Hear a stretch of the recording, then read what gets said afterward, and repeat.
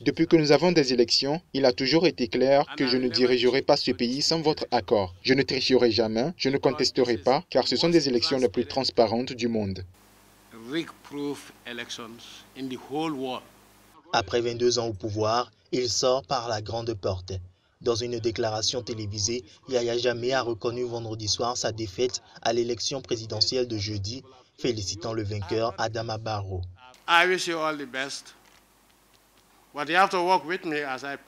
Je vous souhaite bonne chance, mais vous devrez travailler avec moi avant que je rejoigne ma ville natale et que vous preniez les commandes. Vous êtes le président élu, je vous souhaite le meilleur.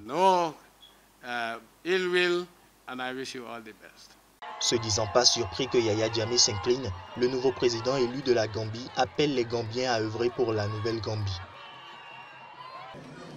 Le message pour les populations gambiennes, il est temps de se mettre au travail. C'est une nouvelle Gambie, une nouvelle attitude pour le changement et le développement de notre pays. L'annonce de la victoire d'Adama Barrow sonnait pour certains le glas de 22 années d'oppression et de souffrance. Les ONG et certaines chancelleries condamnent les violations des droits de l'homme sous Yahya Jammeh, des accusations qu'il rejette.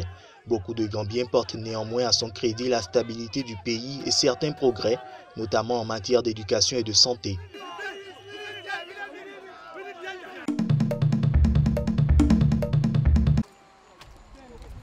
Emportant tout ce qu'ils peuvent, ces réfugiés fuient la guerre du Soudan du Sud, en quête de sécurité en Ouganda, loin des meurtres, des viols et des enlèvements. La plupart traversent la frontière à des points de passage non officiels par peur d'une embuscade le long des routes principales. Les forces gouvernementales appartiennent principalement à l'ethnie Dinka, celle du président Kiir, et les réfugiés les accusent de cibler des civils en fonction de leur appartenance ethnique. C'est un phénomène dont nous parlent tous les gens qui traversent la frontière. Ils ont le sentiment d'être tués à cause de leur appartenance à une certaine tribu. Nous entendons aussi parler de différents groupes ethniques qui sont évacués, à Yé par exemple. Ce sont des indicateurs. Dans ce camp du nord de l'Ouganda, 80% des réfugiés sont des femmes et des enfants.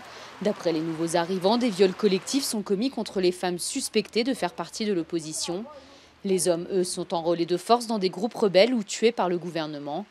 Irène est de l'ethnie Lulobo. Des hommes sont venus chez elle, ont tué son mari alors qu'elle et ses enfants étaient cachés sous un lit. Elle n'a aucun doute que ces hommes étaient de la tribu Dinka. Elle a reconnu leur scarification traditionnelle sur le visage. J'ai vu les marques sur leur visage alors que j'étais allongée au sol. Quand ils utilisent leur lampe torche et qu'on est allongé, on peut voir au-dessus. Et ils parlaient arabe aussi. Des témoignages comme celui d'Irène, les employés du Haut Commissariat aux réfugiés en Ouganda en ont recueilli des centaines.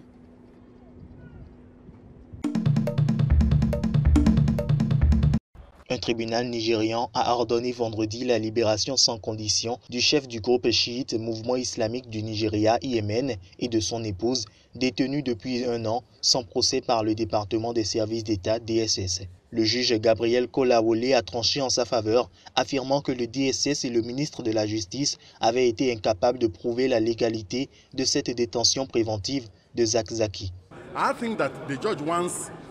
Je pense que le juge veut apaiser cette situation et c'est pourquoi il a ordonné que le requérant soit libéré sans condition dans un délai de 45 jours.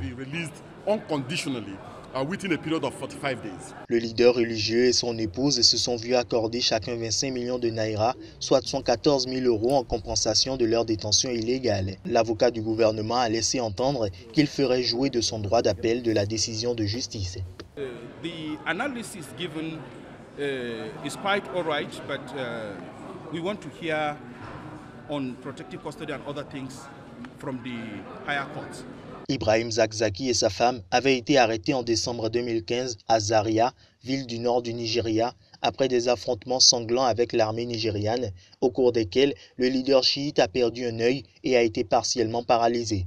Ibrahim Zakzaki et l'Yémen souhaitent établir un État islamique chiite à l'iranienne et le chef religieux a déjà été incarcéré à plusieurs reprises. Au Nigeria, les chiites forment une petite minorité au sein de la communauté musulmane, essentiellement sunnite, qui constitue la moitié de la population. L'autre moitié des Nigérians sont des chrétiens et habitent le sud du pays.